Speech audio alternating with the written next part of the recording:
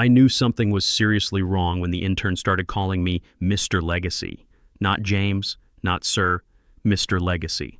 Like I was some dusty manual they'd found in a forgotten filing cabinet.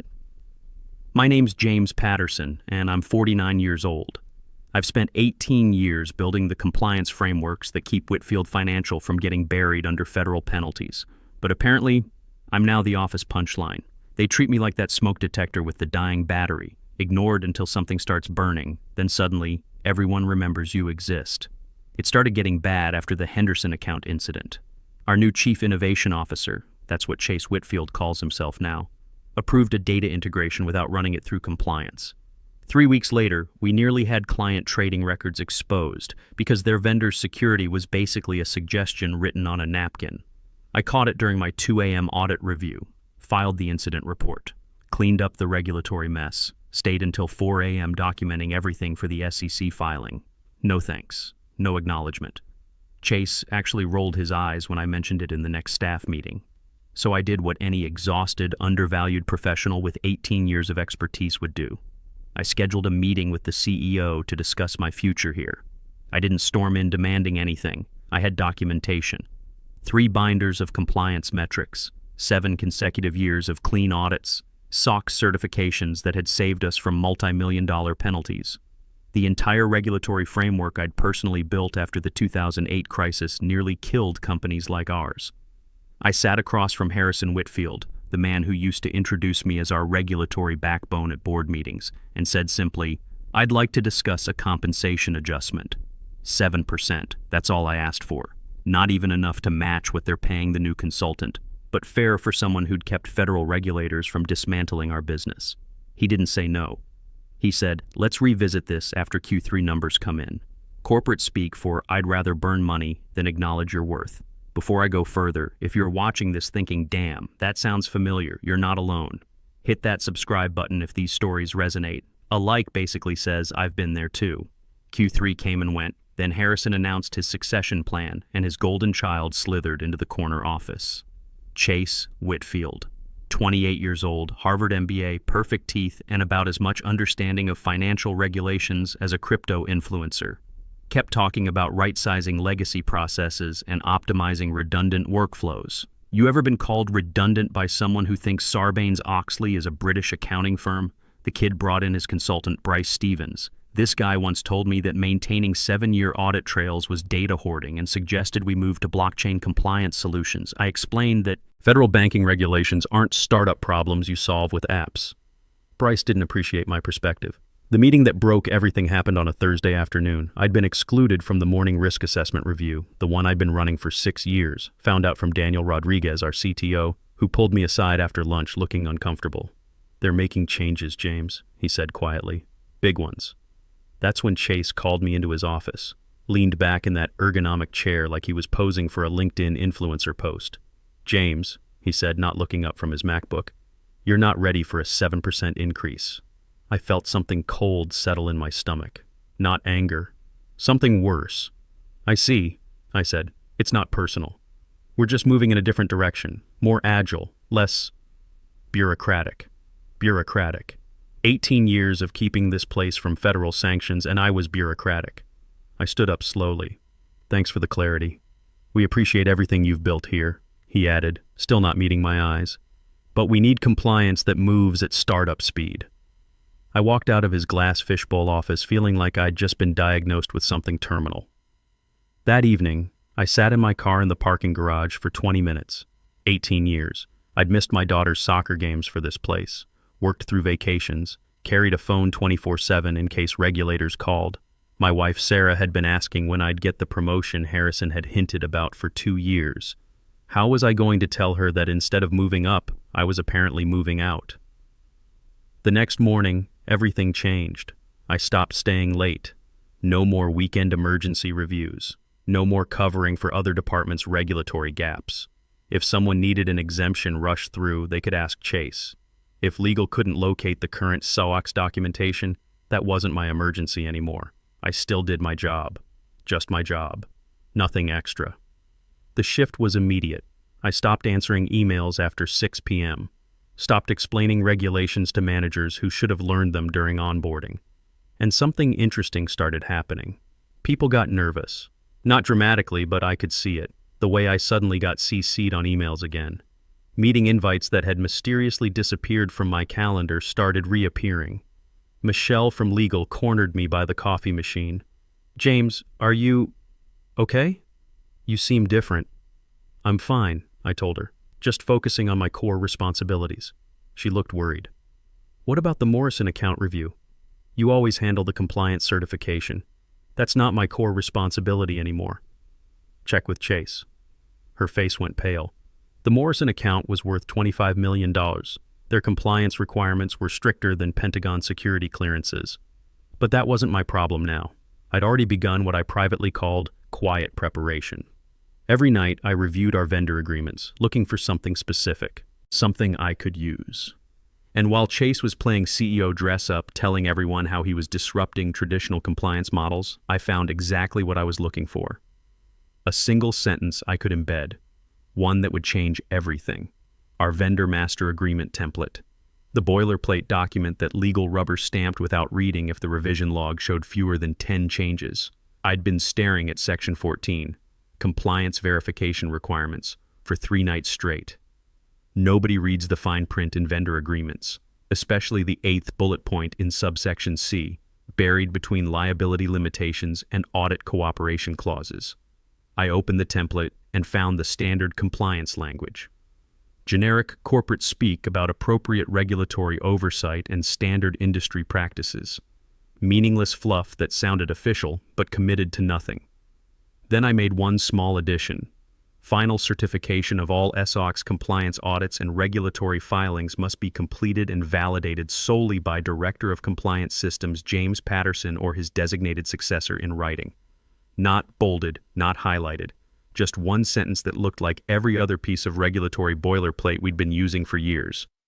I updated the revision log with my usual dry language. Compliance authority clarification added per federal requirements. Then I uploaded the new template and watched it flow through our system. 2 vendor agreements went out that week using the new language. Then 4 more the next week. Legal never questioned it. The business development team was too busy chasing quarterly targets to read the details. Even Chase, in his weekly innovation updates, never mentioned reviewing our contract templates. Why would he? Compliance documentation was beneath his pay grade. Over the next 6 weeks, 12 major vendor agreements went out with my embedded clause. Each one digitally signed, time-stamped, and archived. Each one giving me the legal equivalent of a dead man's switch. I backed up everything. Encrypted drives, cloud storage, printed copies. I even mailed a set to my brother in Phoenix. He's a CPA. He understands the value of documentation. Meanwhile, the organizational changes accelerated. Chase held weekly transformation meetings where he and Bryce redesigned our compliance processes using buzzwords like agile frameworks and risk-intelligent workflows.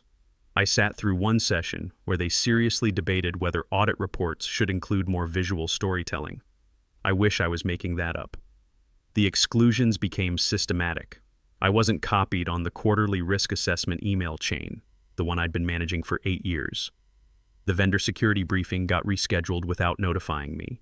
My name disappeared from the regulatory contacts list we sent to clients. Daniel Rodriguez started appearing at my desk more frequently. Not officially, just casual conversations that felt like reconnaissance. "You okay, James?" he asked one afternoon. "You seem different." "Just adapting to the new structure," I told him. "The Morrison people called yesterday. Asked specifically for you. Said they needed the compliance certification for their board review." My stomach tightened. Morrison Holdings was our biggest institutional client, $25 million in assets under management. Their compliance requirements made NASA's safety protocols look casual. "What did you tell them?" "That I'd check with our compliance team and get back to them."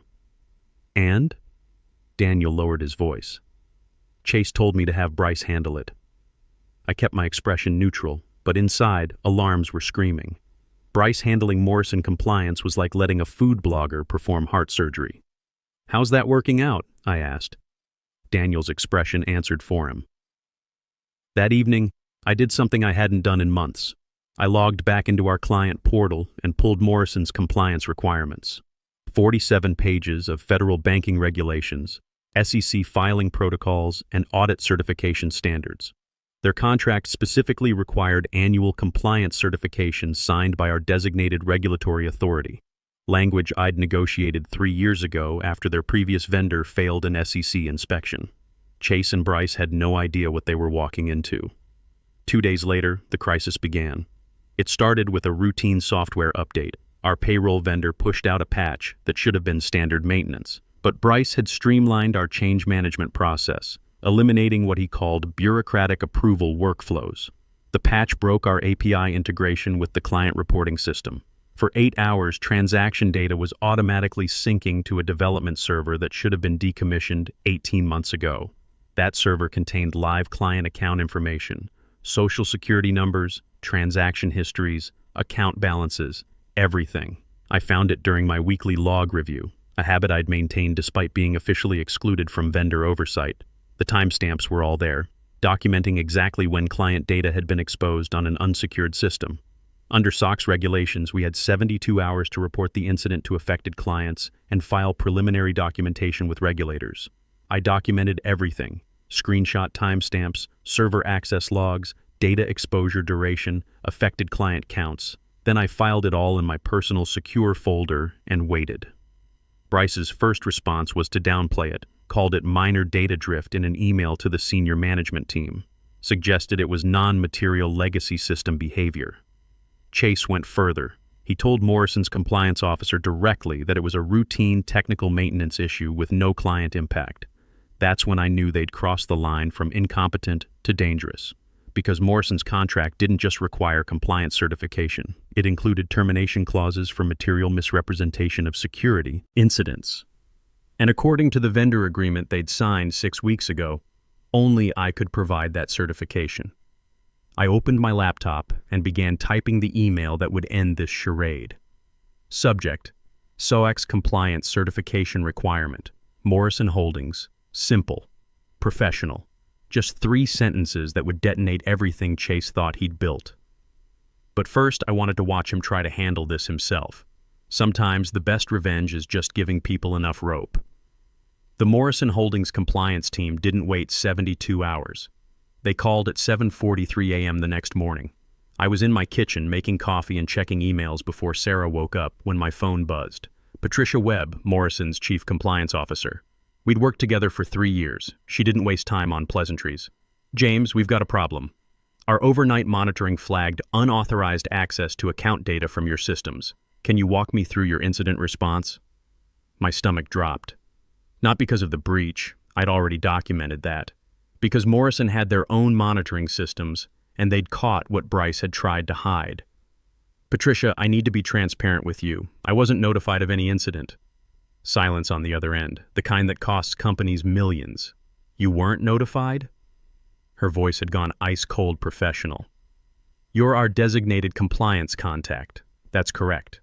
But there have been some organizational changes here. Changes that affect our compliance certification requirements. I chose my words carefully. Changes that may affect the authority structure outlined in our service agreement. Another pause.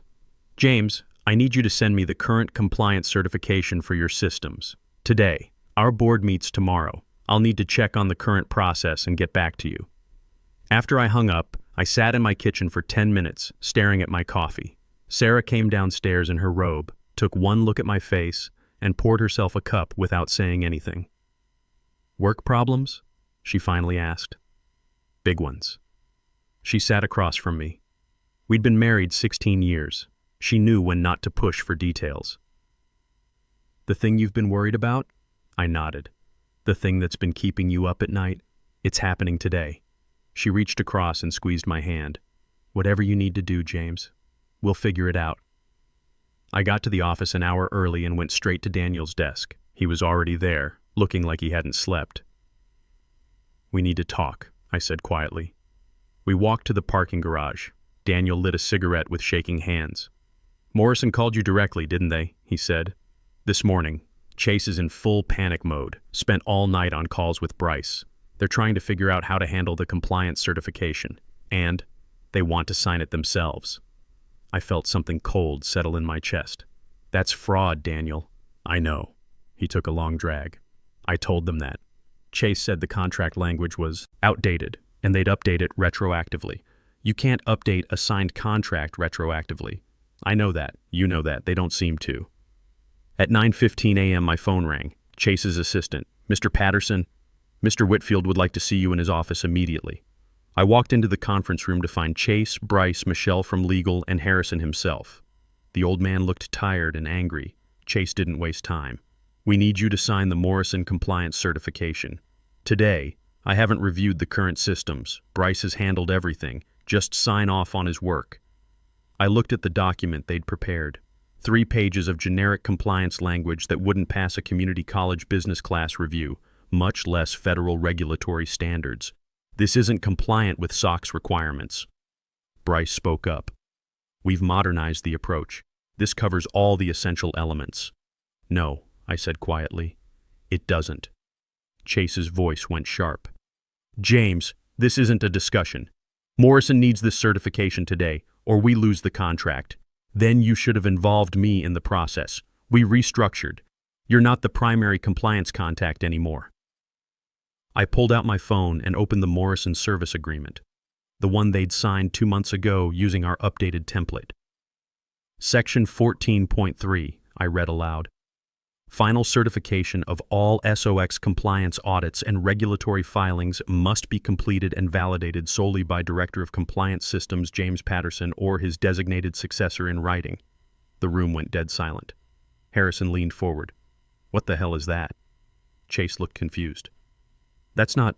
We changed the reporting structure. You changed internal reporting, Michelle said slowly, reading over my shoulder.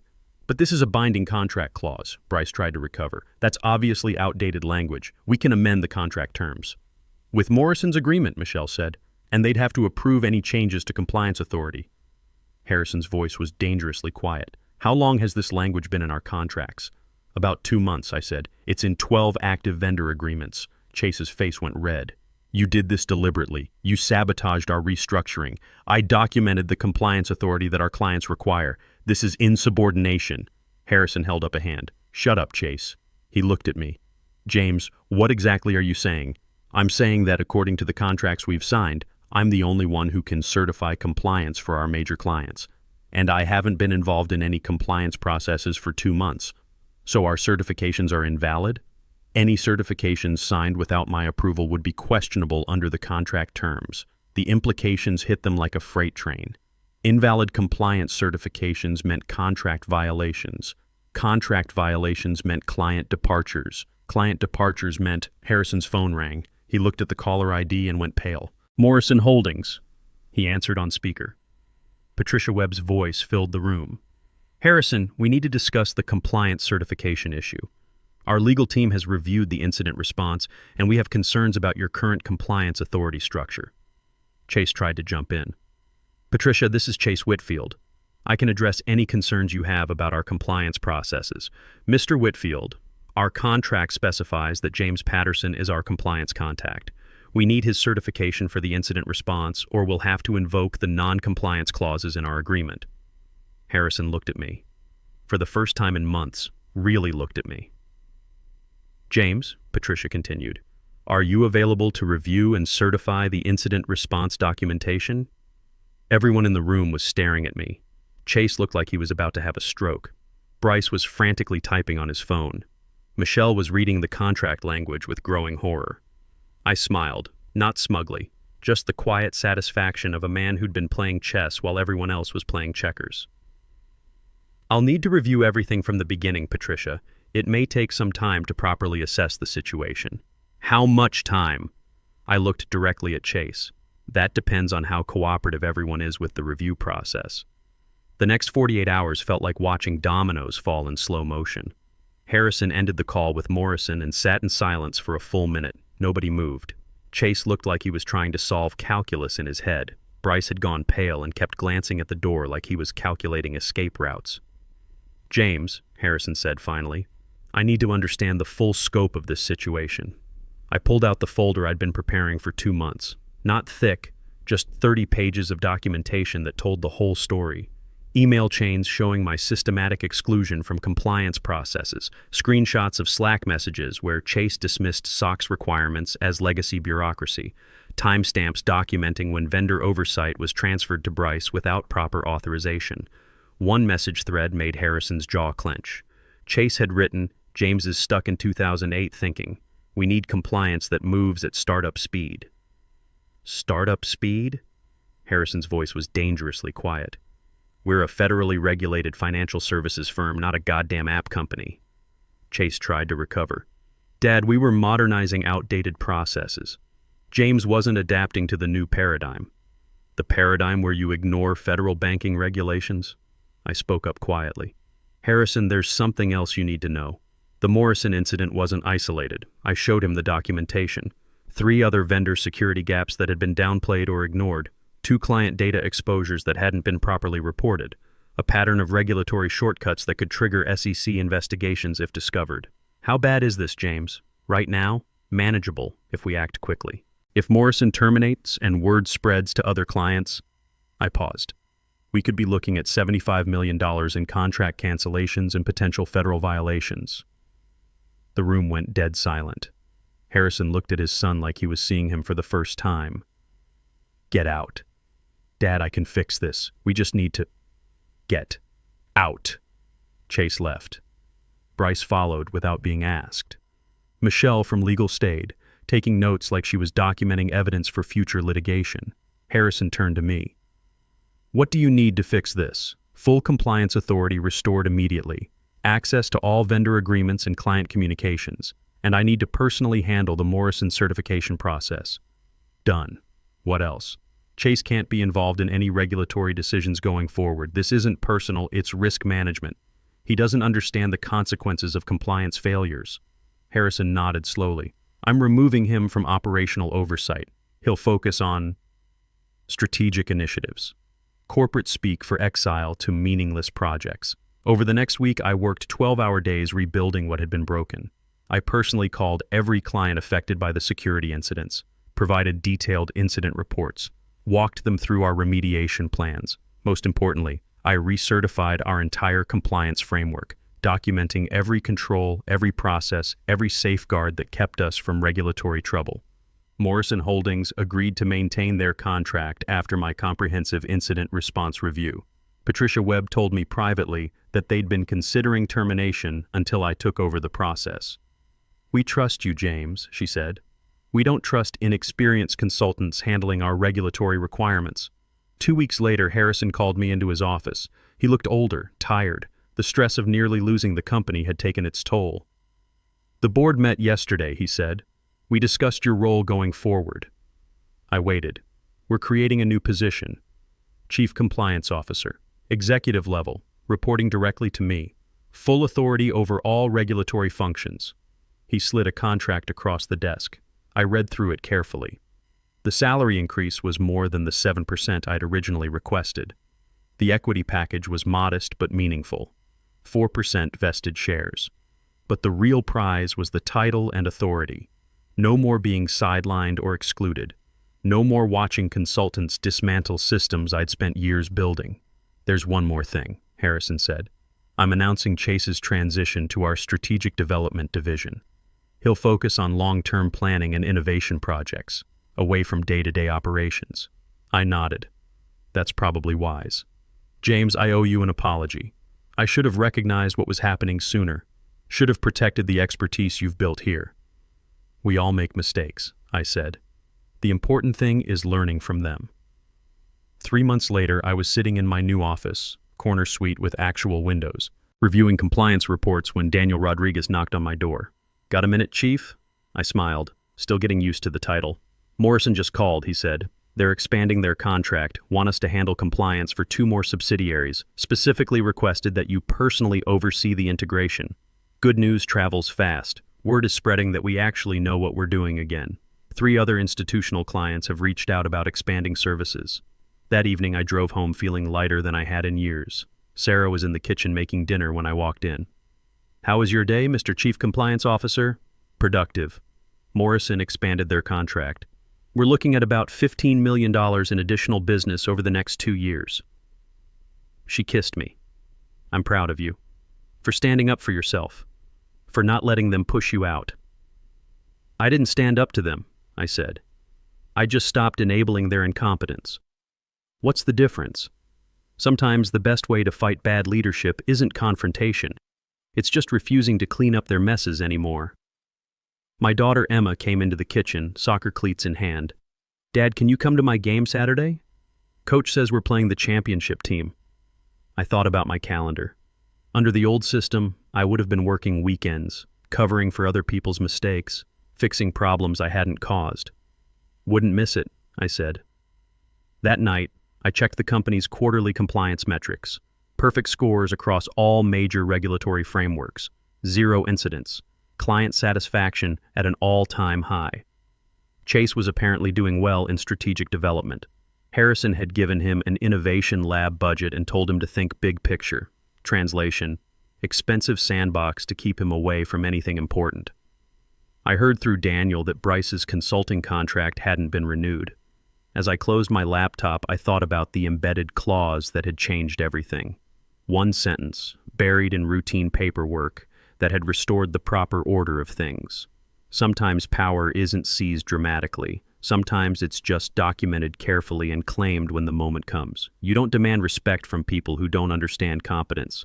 You create conditions where respect is the only logical response. Thanks for listening to my story. Hit that subscribe button if corporate chess moves like this resonate with you. And remember, never underestimate the person who actually knows how things work. They're usually holding better cards than you think.